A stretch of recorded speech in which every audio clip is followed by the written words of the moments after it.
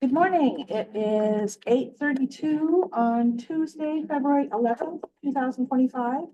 This is the meeting of the Sandpoint Arts, Culture, and Historic Preservation Commission, and we are now called to order. For the record, I am Chairwoman Ellie Susness, presiding in the City Council chambers at City Hall, 1123 Lake Street, Sandpoint, Idaho. The commission members who are present are Barry Burgess, Caitlin Shook, Keely Gray, Mike Disco on Zoom, Rick Decker, William Valentine. Our commissioners who are absent are Carol Diener, Kate McAllister, Justin Dick, our council liaison is here, and Jason Welker is here as our acting staff liaison. We will now proceed with the approval of minutes from the commission's last meeting. I will entertain a motion to approve the minutes from the January 14th, 2025 regular meeting. Do I have that motion? I'll make it second. Keely makes the motion and Caitlin seconds. All in favor? Any opposed? None heard. Motion passes. All right, moving on then to the financial report. Jason, do you have the numbers for the Sandpoint Urban Renewal? I do. So I don't think I can share my screen, but I'll just share these numbers with you guys. The Sura downtown general account has a balance of $1.446 million at present. I think you're all aware that that's allocated towards the downtown revitalization phase 3, which is in the preliminary design phase right now with the Public Works Department upstairs. The revenue allocation fund is $95,295. Northern Sura has $4.889 million balance.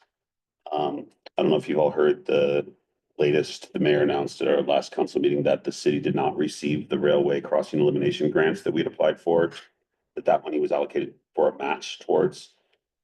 That would have brought us to the $29 million needed to do the Great Northern Realignment Project. Without those grants, we applied for 2 of them. Without those being awarded, urban renewal, the mayor and council are kind of reconsidering what our priorities will be in the northern district with that $4.9 million. I know that the public works team is continuing to work on phased approach to the Great Northern Realignment. I think starting with a shared use path. So there's going to be some meetings between Public Works, Community Planning and Development, the mayor, and then the ideas will be brought to urban renewal in the next few months as to kind of smaller projects we can do in the Northern District with that $4.9 million. I don't know if there's a plan to apply for any more large $23 million grants like we did this year. We applied to 2 and failed to get both. Don't really know the reasoning how those grants are determined, but the mayor's perspective is without a large funding opportunity in addition to the balance in our urban renewal account, the proposed $29 million realignment of Great Northern is not really feasible. We're never going to get there funding it through urban renewal incremental financing alone. So it's conversation going on. We don't know exactly what direction we're going to go with that 4.9 million right now. So just to give you kind of an update on that.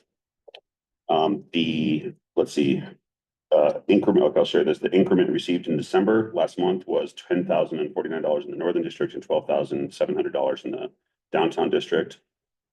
And in January, it was $10,300 in the Northern District and $13,667 downtown.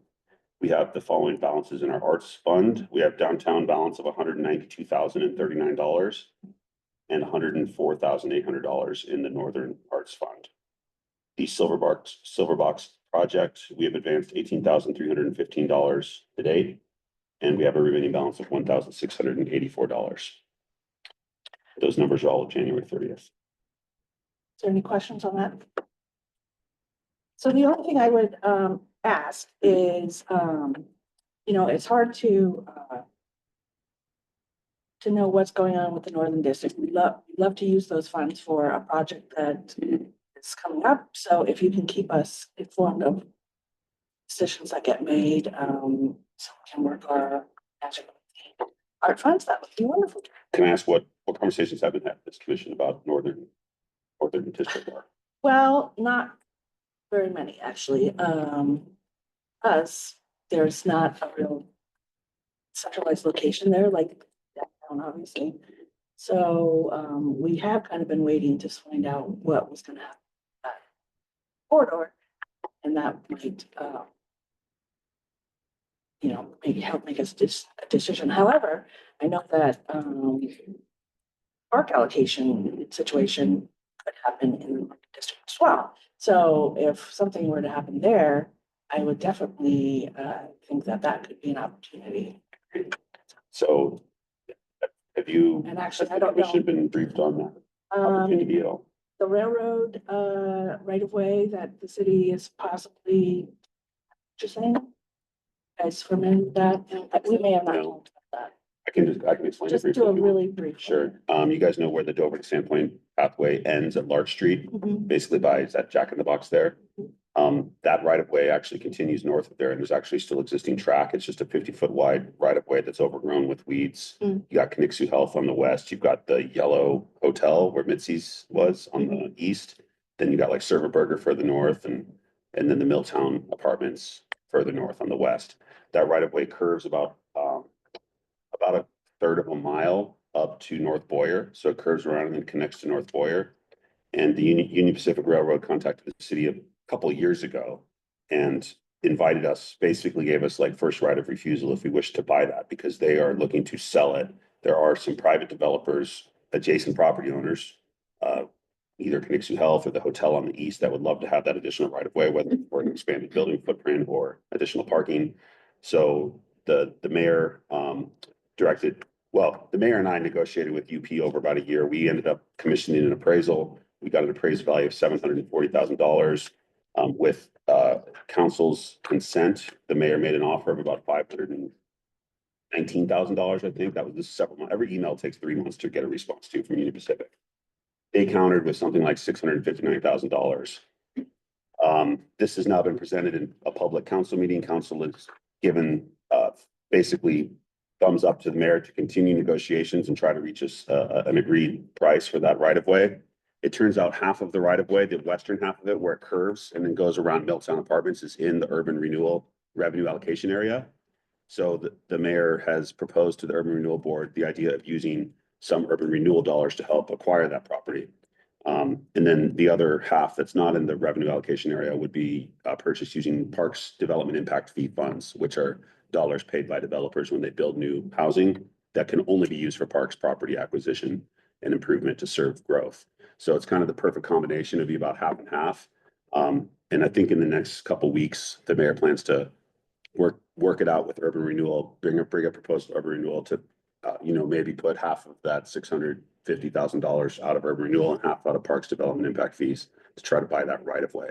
Buying it would just be the first step. Improving it would be quite a task, like building a rail trail through there. But as far as a corridor that could be used for some art or some placemaking, or some of these northern arts dollars from urban renewal, I could imagine doing some placemaking or wayfinding along that corridor to make it. The concept is a linear park, and there's actually a rectangular area right surrounded by the Milltown low-income apartments there. That'll make the perfect new kind of kids playground, or it's probably an acre or so of rectangular land that would be the perfect little pocket park within the rail trail corridor. So, And that'd be near a lot of the subdivisions that are going in. it also would provide multimodal connectivity to North Boyer. So all the subdivisions going to north of the railroad tracks, this trail would end right south of the railroad tracks. So if you come down across the railroad tracks, if you're trying to get to downtown Sandpoint, this would become like a walking or biking corridor to connect Boyer, where you're nowhere near a road at that point. So you come out right by Napa Auto Parts and So Jack we in the could Box have and our down own the big Sandpoint to trail kind Dover. of without the water. And I can see, being that, it was the mill site and of course railroad, I can see some really interesting Mhm. art features, representing and celebrating. I think we're such a recreation town that, if we don't have more recreation than subdivisions. All right, well, good. Thank you, Yeah. Jason. Thank you. We gotta link the subdivision. Hmm? We gotta link the subdivision. We do, so they can have some recreation. No other questions for financial. Let's move on to. We have an update on the Big Jelly Monster Art Program. I did some revisions on the coloring sheet. So we'll look over that. Actually, I hadn't gotten any response back. I think Cheryl was supposed to look at it. I'm not sure. Something you'll need to check in on. These revisions are correct. Obviously, there's going to be a contact person. So if everyone is satisfied with that, we'll keep moving onward. Sorry, I didn't email it out. School. Yeah, no, I like how you kind of faded things out so that kids Yeah. can really make it their own. That was one of you guys' suggestions, so that, I think it price things a little bit more. We added the story of my monster, just so the kids could add some narrative if they wanted to. Who's gonna convert the design to? I'll probably do it. Okay. Yes, volunteer. Sure. Thank you. Yeah, so if there's no other questions on that, we can just, let's see, settle there. Ellie, do we have pickup spots for these? Oh, that's the other thing we needed to talk about is, where do we think we want to place these? Obviously, City Hall will be a pickup spot. The paint bucket open to it? You Did know, they help out with the last one? yeah, they've actually been the contact with them and they've been very responsive to everything we've been doing. So, And remind me how many of these? there's 2 boxes that we What about putting down the patients? sure that. Yeah, I was gonna say downtown would be an awesome. Traffic. Museum? Can we send a PDF to the schools? Yes, that is the other thing. That's why we put the not a required if it's not their activity, and if that's on there, then they I send can it out print to it. everybody.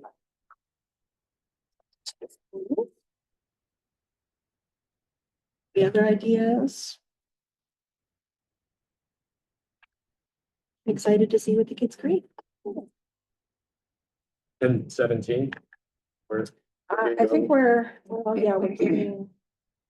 So actually that could change depending on how long it takes for us to get internal approval, so that might be, I think it's approved internally. okay. Oh, okay, then hey, that's the area. I think we just need to change the, Just have to let you know what that will be, and so, you have the master copy of this. then I guess we need to make a motion to go forward with Big Belly Monster. Be the motion queen today. Excellent. You makes a motion, any second? Yeah, I'll second that. Second, all in favor? Aye. Thanks, Mike. Any opposed? None heard. Motion passes. Great, thank you. All right, moving on to culture. The Daughters of the American Revolution plaque installation request at Memorial Field. Jason, do you have the information on that? Yeah, I don't, oh, here it is. See anything. Yep, this is it.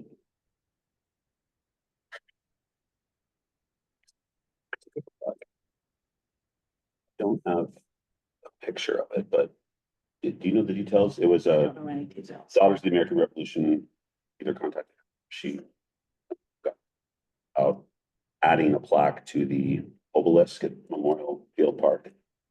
Underneath the existing plaque, which I believe is from the VFW, if I'm not mistaken. And I believe it's in recognition of the, it's another, well, what's, I guess, people who fought in the Revolutionary War. It was the Daughters of the American Revolution's mission. I'm not exactly sure. She was working with Maeve on that. So I think she wanted to present it to you guys because there's some historical recognition on this plaque, but it's a plaque equal in size basically to the one that's already there. Recognizing the Bonner County residents who died in World Wars I and II. Know the exact language on it. Maeve probably has a copy of it. I'd have to track it down. Sorry, share it with you tonight or this morning, but generally, I would just kind of trust Maeve to on that, if it's something that she thinks is appropriate. What's That's our the parks time manager. constraints on it? Does it need to happen today? We can, So can we table this? Yeah, we can table not it. make a motion? maybe I can invite Maeve to share it with you at the next meeting. So, Do we have enough space over there with all the soccer championships? We'll have enough room for this? No, it's just a plaque to add to the existing Okay, obelisk okay. tower. So I think there's a couple like, Is that on where the flag is? yeah, Okay. where the memorial is kind of field. Yeah. They just want to apply it. And I think I might want to look a little bit more into who the Daughters of the American Revolution are and determine whether it's like an active local chapter that we have. Does anybody know? I've Whether heard, this I've is- heard of them, but like I said, I thought it was I feel like they are in the Fourth of July parade every year. I think Are it is a they? local. So there must be a local group. there must be, yeah. Yeah. I'd be curious to learn more about them, Yeah. to be honest. Okay, do we need to make a motion to table this? Or Is it an should we just action table it? item? You can just, It is. yeah, you might want to. Will someone make a motion to table this item? You. Also, You wanted to be the queen. Yeah, you can No. make every motion today. I don't know how it feels. You It said. feels like that's a lot of pressure. I move to table the plaque application. Maitland, do I? have I'll a- second that. Have a second? All in favor? I, Any Thank you. opposed? None heard, motion passes. All right. To historic preservation. So next up is the update on the certified local government CTO grant. Yeah, I can update you on that. Heather worked with myself and Bill Dean, our city planner, on this grant application. We've had a lot of meetings over the last year with the State Historic Preservation Society. And this is one of the programs that they offer to support historic preservation planning in the city, in cities across the state. And we are a certified local government, so we're eligible to apply for this. Heather wrote the application, submitted it a couple weeks ago. And the application was for $10,000 with the $10,000 match. It would be for historic preservation planning efforts in the city. So of course, the effort that would be applied towards if we receive the grant is supporting our existing planning staff, probably toward the later stages of the development and implementation of historic preservation standards downtown, which we don't have currently, and the improved rewriting of the downtown design guidelines, which we do have currently, but they're not really written with a robust lens of historic character. So this is a good time to just kind of update you guys on the direction that the planning staff has gotten from city council and the mayor. In the wake of the adoption of the new comprehensive plan and the historic preservation plan, which you were all fundamental in the creation of. So in my department, we have, just so everybody knows, I'm planning and community development department. So I've got the planning team, the building team, the parks and recreation teams, and Heather was under my direction as well, the historic preservation arts and culture team. The planning division deals with what we call current planning and long-range planning. Current planning is building permits, subdivisions, conditional use permits, short plats, planned unit developments, the things that come through the door that are going to lead to new construction in Sandpoint or subdivision of land. That right now is pretty much consuming around 95 to 99% of the effort of the planning team. The planning team is Bill, Krista, our planning tech, and Katie Keeney, our assistant planner. So it's a team of 3 plus myself as the department head.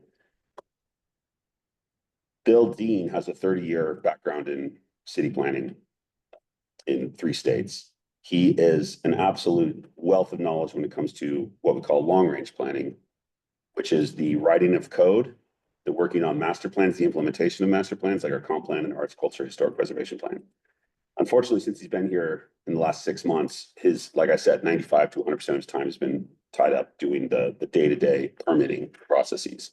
So one of the goals in the planning division is to bring in additional support. We need somebody between the senior planner, Bill, and our assistant planner, Katie, that would be called an associate planner position. So we do expect to hire somebody this year to come in with planning experience who can kind of lead the day-to-day current planning effort, freeing up Bill to focus on the long-range planning effort. The first priority of which is historic preservation. So and we've already had these conversations in the department. We have a plan to go forward and write and adopt historic preservation code in our Title IX, which covers the zoning ordinances downtown. And it's a two pronged approach. And I just touched on them a moment ago. There's historic preservation guidelines. This is guidelines that we would adopt, standards that we would adopt that relate to the redevelopment of historic buildings downtown to protect them from demolition or from significant modification that eliminates their historic character. It's not to say if you buy a building, you own a building downtown, you can't touch it, you can't do anything with it. It's a set of standards that owners of buildings downtown would have to follow. And it would likely involve this commission as a review board at some point in the development process. An additional permit that would be required basically for redevelopment of historic buildings downtown. With the idea that, and I've spoken with local architects who have had potential clients who have come and said, hey, I want to buy this historic building. I want to put a steel frame around it. I want to add 4 levels to the top of it and turn it into luxury condos. Okay, it's going to completely change the character of the building. And it's totally allowed under our current codes because we don't have any standards for how to approach historic buildings. So that's one prong of the historic preservation effort over the next year is writing and adopting into code historic preservation standards for dealing with existing buildings. The other prong of this historic preservation effort is new construction. So these would be like what we would call downtown design standards for building design.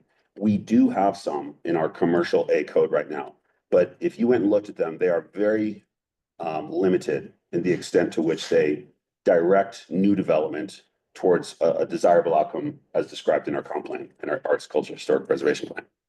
So there are things like that very loose limitations on material. They discourage like metal siding on buildings downtown. They don't prohibit it. Historic buildings didn't use this kind of modern shiny metal siding. A lot of modern buildings do. They discourage or direct certain ratios of glass on the front of buildings versus brick or wood or other features. So they're very loose. And there's too much room for subjectivity. And I'll give you an example. I'm sure a lot of you have seen and remember a few years ago, after the Hound burnt down the building on First and Bridge Street, about a year later along the sheet walls there, the concept got posted up. It's still there today. I can't believe it's still there because that concept died like 4 years ago because they never applied for a building permit. There was no approval process. It was just the owner of the property just slapped up some graphic design. But I think most of you would agree that didn't really reflect a historic character in its design concept. However, despite everybody's kind of reaction to that, if you, since I've been working at the city, if you actually look at what was proposed 4 years ago and then you look what's allowed in our code, there's really nothing in our code that would prohibit that from happening.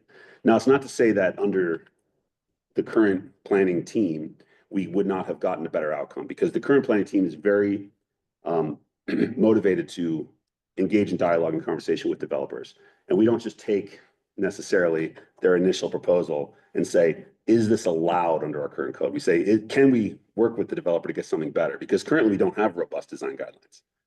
So it's really left up to Bill and myself right now to work with developers to try to get better outcomes in their architectural designs for buildings in our commercial district.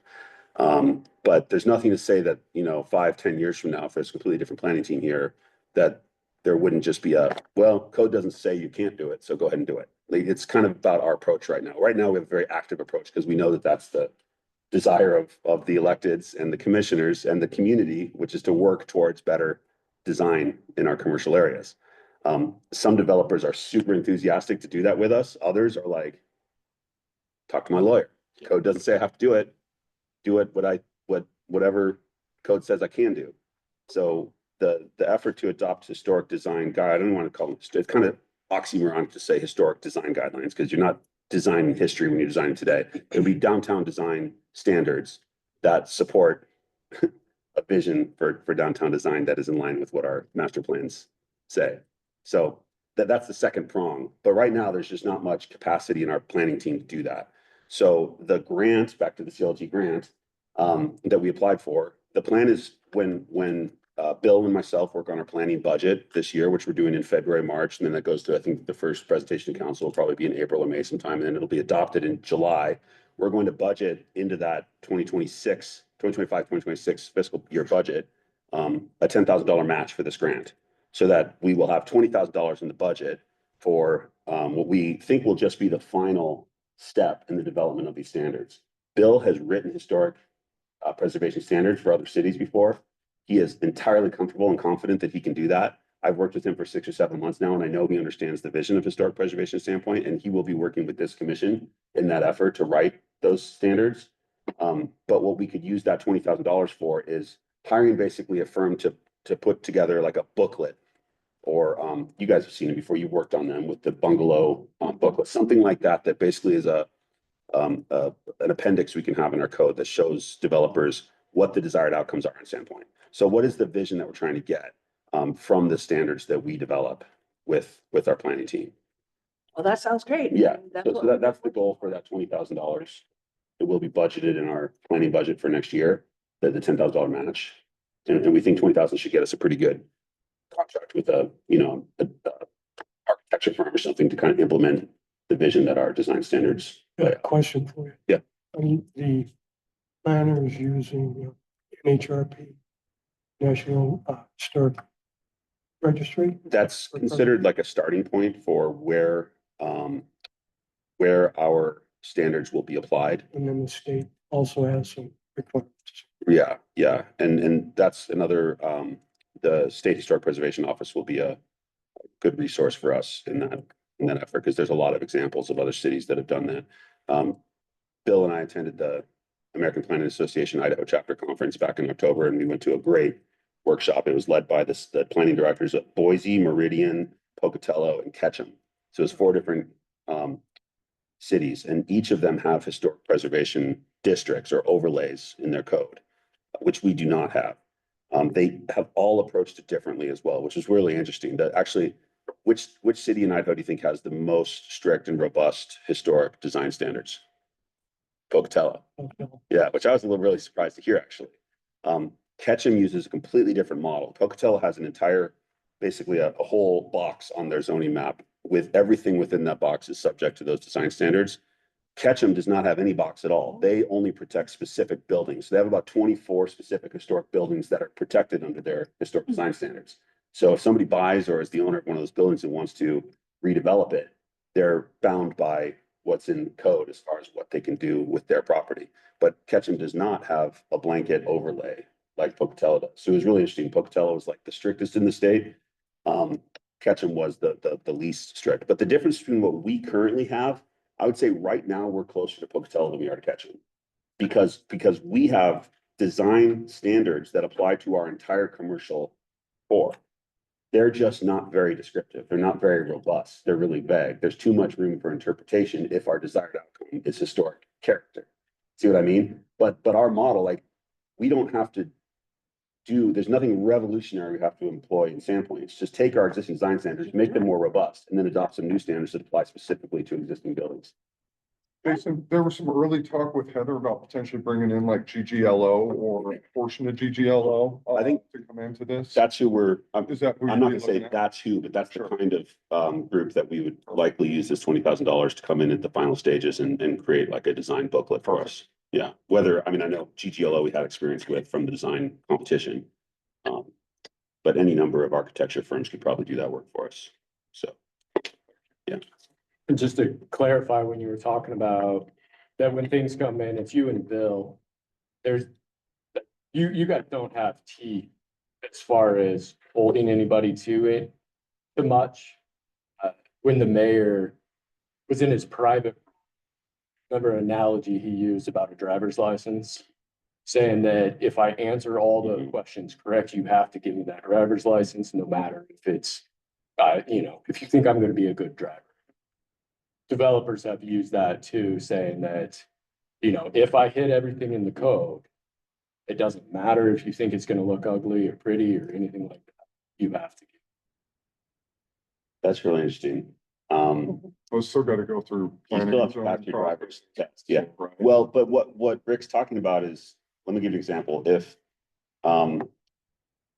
a property owner in our commercial A district, which is downtown, has an empty lot and they need a conditional use permit because they want to build something that has a larger than 15,000 square foot footprint. First of all, that's the cutoff. Almost all developments downtown are never going to go before planning and zoning or city council, because the only thing that really triggers that downtown is the 15,000 square foot building footprint, not your total square footage of your property. There's not a lot of old lots downtown that are larger than 50,000 square foot. That's why the hotel had to go for a CUP. 20 years ago, that's why the Columbia Bank building, Umpqua Bank building had to go for a CUP, because it was so big. If you own a property across the street from Umpqua Bank on a 7,000 square foot lot, you're never going to go before planning and zoning, because it's a tiny property. It's a 7,000 square foot lot. You'd have to own 3 of those lots to trigger a conditional use permit, have to go before. So all that, back to the mayor's analogy, if you look at our use table in commercial A, there's like 40 different things that are allowed uses in commercial A. Those are allowed by right. Just like if you're 15 or 16 years old, you're allowed to get a driver's license by right. So you don't need permission from the city to do that. So you could come in and build a residential with a ground floor commercial space. That's like the quintessential, like what our code allows downtown and what we're trying to encourage downtown, because we want more small housing close to where people work and play. So you might see a developer come in, they own a property downtown, they want to build a ground floor commercial space, maybe a restaurant or cafe or shopping space or something with 3 floors of apartments or condos above it. They're never going to have to go ask for permission from anybody for that, because it's allowed by right. So now we say, okay, show us your concept. They bring it in, and if it's something that is full of metal and huge windows and doesn't have any character, we can point at our existing standards right now and say, clearly you're not conforming to that. Like you either have to have a peak roof, or if you have a flat roof, you have to have like dental work around, because our code does say those things. Like if you have a flat roof in our commercial district, it can't just be a wall straight up to a flat roof and nothing on it. There has to be decorative. It actually describes this like decorative dental work, I think it's called, around the, I'm not an architect, but whatever term architects use, it's described in our code. So we've seen this just in the last couple months. Developer came in, has a proposed commercial project with upstairs residential, and draft 1 of their architectural rendering. It was totally allowed by our code. But it looked like it was copied and pasted out of Post Falls or Post Falls or Spokane Valley, or it had no character at Sandpoint. Luckily, this developer was like, well, tell us what you want. So we said, okay, here's some buildings we want you to go look at. Go look at the Bellwood building. Look at the Umpqua Bank building across the street, which I think Bill and I agree has quite a bit of character. It was done really well. It wasn't done on the cheap, a lot of brickwork, a lot of arches, metal details, vertical pillars, things like that. We sent them to the Cedar Street Bridge because it has that really cool metal, canopy type thing. And a couple other buildings. We said, go check these out. And they came back a week later, blew our minds. We're like, but the thing is, like, how do we write standards that get us to that second draft as required? Not something that would have been, they had the right ratio of wood and brick, and they had a peaked roof on their first draft, but it just looked really generic. So thankfully that developer was like, we want to build something that the community loves, not something that's just allowed. We've had other developers that come with the concept that, we could point to our code and say, this isn't really what our code envisions, but our code doesn't strictly prohibit that concept. Those developers are like, no, this is what we're going to do. You show us what says we can't do this. So, but if we codify these standards that get us to that desire by, not by right, but like through a more descriptive set of standards, there's really no argument. You're not going to you're not going to risk these developers who don't have any interest in, providing us with an outcome that meets the community's vision. So it's very important. So there's really not much room in state law for the planning team, much less the planning commission or the city council, to tell developers what they can't do if we don't like what they're doing, because our code says what can be done. So if we were to deny a conditional use permit just because we don't like the ratio of condos versus hotel rooms or something. Yeah. See you in court. Code says we can do all condos or all hotel rooms, so don't tell us one way or the other, right? Jason, are you finding more developers are active in engaging with you guys and some of your changes, even if they do fit the codes? Like where Well, that where do you like, think the those breakdown were is two right real now? world examples I Yeah. just gave you. Got two going on right now. Mhm. One of them was like, tell us what you'd like to see and we'll do it. And literally within a week, they came back with a concept that was like, holy cow, this looks like a historic building. Right. Like nailed it, right? The first version of their concept wasn't historic at all, but it also would have been hard to say this is not allowed within code. Sure. But are you But- finding more of the development? Are they more willing to engage with you guys in terms of changing those concepts slightly to? That team more was. historic? That team was the same week we met with another team that was like, the person we're representing is not afraid to take you to court. You know what I mean, it's like, "Hey, we gotta go there. Like, look, What's the time What you frame brought on us all is- this? Speaking, if that's where we're at, and we're kind of at the mercy of the developer in terms of, whether they fit the parameters and could take us to court.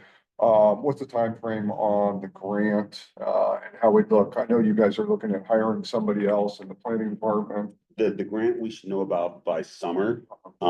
But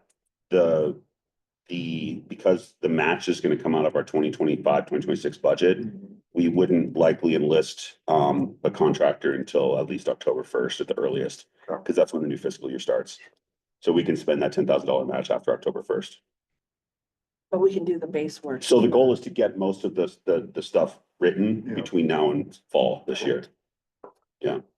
Yeah. That's Bill's like singular long-range planning effort this year. That and some other code amendments that we're working on internally. I think you're right too, with the document somewhat like the bungalow document. That instead of sending them off, you can just give them that Mhm. document, and this is our vision. Having that up front, so that developers that come in, they know. Some of the developers I know will, want to work with the city, that if the numbers work, it's doing what they want. It's doing what the city wants, they'll play ball. But developers are also, they're motivated. And can get more creative than what we can do in code. So I've always thought it's so hard to really restrict code enough. So the more that we have to guide them to what the city wants, Yeah. the better. Yeah. So, and if we can do that early in the process, so they haven't, spent all this money on the architects, because that's really it. If they've already spent the money. Yeah. That's when they don't want to change. But if we can get them that before going in. For sure. Can I ask a random question? Are either of these developers taking care of the holes in our downtown area? No, Of course not. I wish. Yeah, that's the only, I think this is like an amazing idea and all for it. The only thing that I hope that I'm sure everybody's considering is how do we get those holes filled? Because we have a giant one now, Yeah. even bigger one now. So hopefully we can get the right people in. Yeah, it keeps me up at night. Same. I hate- Jason, would I hate the this, holes in the ground. would this planning effort also include, changes to the opportunity zones downtown? Well, pretty much all of Sandpoint is within an opportunity. Yeah, zone. right, but. And that's a federal designation, not Are a some of those, city. with Sura, when's Sura's last, 2029. 2029? Yeah. So then would any of this coincide with what Sura's doing? Well, Sura basically exists at this point to complete downtown revitalization in the next 4 So years. that's all wrapped in. Yeah. Could you guys explain what an opportunity zone is? That's a federal thing. There's like thousands of them around the country, Here's an but easy way to explain it. If you put in, let's say you buy $1 million building in an opportunity zone and you put in $1 million into that building year one, in terms of restoration, revitalization, your tax basis in that building is $2 million, even though 15 years down the road, the building's now worth Oh, $5 million. So it's like a tax. So it kind of moves a buyer to put money into these An buildings. incentive. Yeah, Got it. Thank To you. capital gains. yeah. Tax reduction for investment in certain areas. It was passed in 27 by like Cory Booker and Tim Scott. Yeah, So they went and looked at the census, I think the 2010 census, to find different areas around the country. Mhm. And yeah, most of our downtown is, if you go over to City Beach, Yeah. then you're outside of it. Gotcha. If you go past like Mount Ball Mhm. or over on Division, Okay, so that's most of downtown. good to know. Thank you, guys. All right, well, great discussion. If there's no other questions, thank you, Jason. We're looking forward to moving along, Yeah. getting those guidelines. All right, next up is the update on the residential call for information and historic walking tour brochure. I'm gonna make this quick because we got moving. So the brochure, we're still in working on the revisions. One of the things that we've been talking about is the adding some residential, some more residential representing, because that hasn't been changed in brochure it's been. So what we talked about in our work group was maybe adding a rancher. Rancher is on the river. Lakeview Boulevard, maybe. And it isn't really represented in the brochure right now. You know, those neighborhoods developed along the river and the dam was put in. So it actually does represent a, you know, a century time history. The other thing that we talked about in the group is how many of the barge houses were brought up the river from Laclede, from the mill down there. And we have quite a few representations in South Sandpoint and beyond. And this particular one, a very modest one, that's actually at Memorial Park, city owned in that whole park area. So we thought that was an interesting situation to add to the tour. And it kind of fleshes out the, what we call the green area on the map, which is down here. Sorry, I don't have graphics up on the board, Mike. So anyway, that's what we wanted to have you guys okay before we head towards the end of our revisions. Will Valentine and Dan Evans Museum, so updated some of the text that is in this brochure, kind of correcting some of the dates and things like that. I don't think that's been done in quite a while, so those are some things I'll add. Once I get all of those revisions done in the actual file, you guys will all be able to see revisions and kind of thing. But right now, I just need motion to continue with our work if you're happy with what we come up with. Give me my ring. All right. Very good. Keely motions to Second continue. that. Rick's gonna second. You guys are rock stars today. All right. So if there's no other questions on the walking tour brochure, which we are going to get finished, we're gonna wrap up all these things. Did you want to do a full vote for that? Oh, yeah, sorry. Trying to rush. Never time limit. Thank you. All in favor? Aye. Any opposed? None heard, motion passes. Thank you much. All right, so heading on to the general commission business of electing a chair and vice chair. So according to our code, are required to elect a chair and a vice chair every year. So now's the time. So I'll just start and say I am happy to continue being your chair if you'll have me. I nominate Ellie. Yeah. All right, I've been nominated. Barry seconds. All in favor? Any opposed? None heard? Motion passes. All right, so now here's the crux. Who's gonna want to be vice chair? She's making eye contact. with I made everyone. that everyone. So Isn't what kind twice of, bad? What kind of time commitment are you thinking, Ellie? well, okay, so I was thinking about this. I have never missed.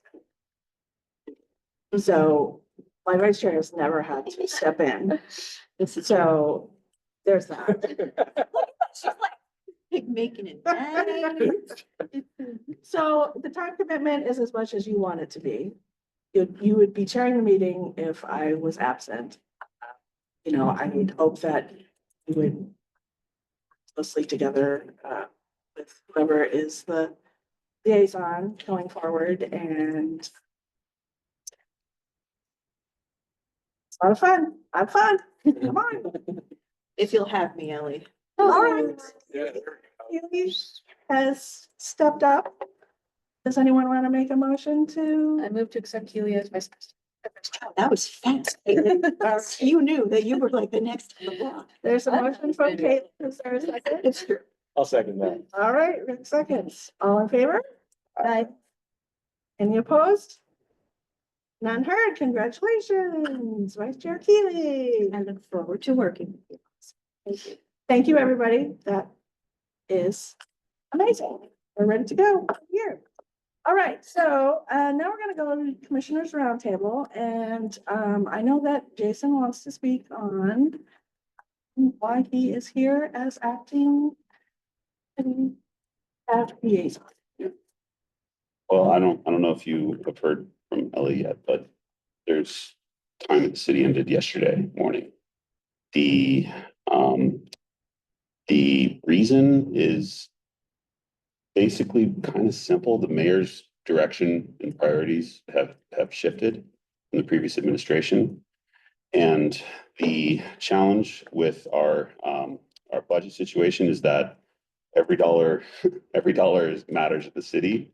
And as I previously mentioned, the mayor's priority is in moving our planning efforts forward at the city. And that means bringing on a new associate planner and freeing up some of Bill's time to work on the long range planning efforts. So Heather, unfortunately, was as a amazing team member, she didn't really have a department that she was under at the city. There's really not a historic preservation department at the city. That is a planning effort in most cities.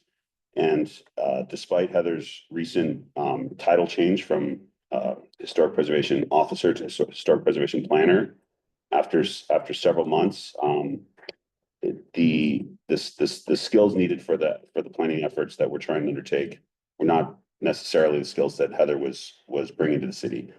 Heather's skills are incredible in the artistic side, the creative side, the implementation of efforts that this commission was participating in. Unfortunately, what was kind of apparent was that Heather was a full-time salary commission liaison, where all of our other commission and council liaisons have very busy workloads that they're doing and contributing in other parts of the city. Heather's projects were relatively small at the city as far as her day-to-day work. I will say that what I'm most proud of that Heather worked on in the last year, and I give her a ton of credit for this, and Ellie absolutely deserves a ton of credit as well, as do our partners at the museum, is the completion of the, I think the finest finishing touches at the sports center, the historic mural wall, entirely Heather. She drove that effort. She was passionate about it. She worked at the museum, she worked with Ellie. The signage, the maps in the playground area, some of which haven't even been installed yet. We've actually still have some things that Heather and Ellie worked on that are going to be installed in the spring when we finish the landscaping at the sports center. But that project turned out absolutely wonderful. And Heather, for the second half of 2024, that was like her main effort was supporting Maeve on the completion of that project and working on all those finishing touches. When the sports center project ended, there was a period where there really weren't a lot of projects to involve Heather with. So that's when she had her title changed to historic preservation planner. And we did start kind of bringing her into the planning side of the equation. But it was kind of apparent that it wasn't her that the type of planning work that needed to be done at the city. So it really came down to the mayor's decision to reallocate her salary towards a associate planner position at the city. And that was going to be done through the budget process or through, the, an offer of termination, which was offered yesterday. So that was the background there. It's sad. We're gonna miss having her around the office. We're gonna miss having her on the team, and know this commission is gonna miss having a dedicated liaison whose focus is entirely on arts and historic preservation. But this commission is gonna continue to be an incredibly valuable resource for the city. I envision the next year of work, some of your work being really focused on that historic preservation design standards effort, which is going to be a planning department effort.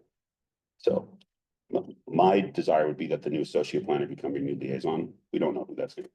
Posted the job yet. It might be a couple months before we post that job, but sometime this year we're going to have a new liaison for you, who's likely to be a member of the team, since your greatest effort is going to be a planning effort next year, an implementation of your historic preservation master plan, communities comprehensive plan. So sorry to bring sad news. Like I said, Heather, it was absolutely nothing that Heather did wrong at the city. She did everything right in her role as arts, culture, and historic preservation officer and then planner. It's just that the direction that we're going as a city and the resources we have didn't allow for the continuation of a full-time position in that role. So, Well, thank you for explaining that. I think some feedback on that, just with, moving forward and everything is, it's a little bit of a heads up for the commission would be nice. And then, but other than that, again, moving forward, the city has a little bit of an image issue over the last couple of years, especially with the increased growth in the area. And I feel that arts really is that buffer that can connect the city to the residents. Like you pointed out with the Russell Center, that wasn't flawless by the city. And I think the art in there and the touches that she made really maybe put an olive branch out to say, look at, here's the historic side of it. Look at, all your grandparents, everything on here. And then there's pictures, that aren't just racket sports. So it puts it out to more people. And then the same thing with the historic side is what you always hear is we want to keep Sandpoint, right? I'm sure you guys have heard that all the time. And from her efforts, it was really going that direction. Hopefully we can take what she showed us, her example, and keep moving forward with that. Keep those in mind, that we don't want to be a cold city, that we want the art to bridge to the residents. Look at some of these numbers that we have are ridiculous, and there's, when people are struggling to pay rent, they don't care about art, but there is something that translates unspoken to the community it needs. So just wanted to put that out there. I'll Thank you, kind Rick. of Well said. a little bit add to that. For me specifically, I feel like Heather was a really huge bridge for me coming into the city and getting involved. And so I'm obviously very personally sad to see her go. But one of the things, and I don't know if the mayor would be open to this, but during his campaign, he did seem to not hold much appreciation for this commission, which I personally, it hurt my feelings a little bit. So for this kind of news, like if he would feel willing to come and talk to us about this transition, because it's such a huge one, because Heather and Ellie are the glue that help hold us together and keep us moving forward. So for her to be gone is really hard. And so if the mayor would be willing to come and actually talk to us and let us know that we do matter, that would probably, for me at least, would make me feel a lot better about continuing. Yeah. And moving forward and putting my time and energy into it. yeah, and he is out of town today. I was actually when he would come in this morning, but he's Yeah. out of town today. So Thanks. Any other comments? It's, I think we're all in this room because I have And she has been the liaison for so many people to get involved with city projects far and wide for the years that she worked here. Fortunate enough to work with her outside on some projects with my building at 113, and we were able to really keep the historical value, the look and the character over there. And she brings that with her. As a counselor, we don't get involved in the employee personnel stuff, which was really hard. One great thing I do know, she's got amazing skills, and I, for one, and I'm sure the rest of this group is going to do everything we can to get her hired and on her feet in this community. I'm sure there's a ton of places that would be interested in having her as well. So please support her as much as you can when she's ready to reach out to any of you if she already hasn't reached out. But we need to move forward. The certified local government grant is going to be a huge opportunity for this group to continue our work, and as Rick said, to make Sandpoint feel like Sandpoint as we get moving forward. It's definitely going to be hard to do it, but Ellie, you've been a great, huge piece. It's been you and Heather, and I think you guys have just what you've brought from the community inward to the city has been amazing. So thank you for doing this. Well, yeah, it's disappointing and I think short-sighted city's part. In many ways, but I understand of it. But yeah, it feels like my twin has been ripped away. I was gonna say, it's gonna be hard for you. So I would really depend on you guys to help. The thing is, we've been through this before. We've had different liaisons. We just had this beautiful time that we had with Heather, and now we just have to move forward. So, but we're a great team. We set up a great team here, so. And please know how much we appreciate you. Yeah. Very much. I'll second that. I mean, I've worked with Ellie on stuff outside before the city as well, and just being able to have you volunteer your creativity and your time. Awesome. Appreciate that. We all love our Right. coffee mug. Yeah, that is the mayor's, he brings that to every meeting. And I will say that Bill Dean is excited to meet you guys. He actually wanted to come this morning. Oh, okay. I said, let's hold off a meeting because I think we're gonna be talking about, Process. it's too early to get to work. He wants to get to work with you Yeah. guys on the historic preservation stuff. Well, So I'd say you're we're not gonna ready. be without staff support just because you don't have better. Like you said, this commission's been around a lot longer than we had a full-time person working with this commission. We have lots of other citizen committees and commissions right now. Tomorrow I've got Parks and Rec. The day after that, we have pedestrian bicycle, and city staff is really active with all these commissions right now. I'm going to be at both of those meetings, and I'm not the liaison for either of those, but we've just got things going on that apply to all those commissions. And your commission it's not, it may appear that it's taking a back seat because you're losing your full-time staff liaison, but no other commissions have a full-time staff liaison, and all the other commissions are being used, towards really important ends right now. So you guys have, we have council direction to prioritize historic preservation downtown. That's what you're gonna help with, so. And we're ready. It's the number one priority in the plan. Let's go. Yeah. Love it. Okay, well, if does anyone have any announcements? Any other questions, comments? Great job on the foyer out here. Yeah. The boards are awesome. Mike, is Mike still here? Did Mike, do we you have lose anything? Well, if there's nothing else, then adjourned. Thanks, everybody. Thank Thank you. you.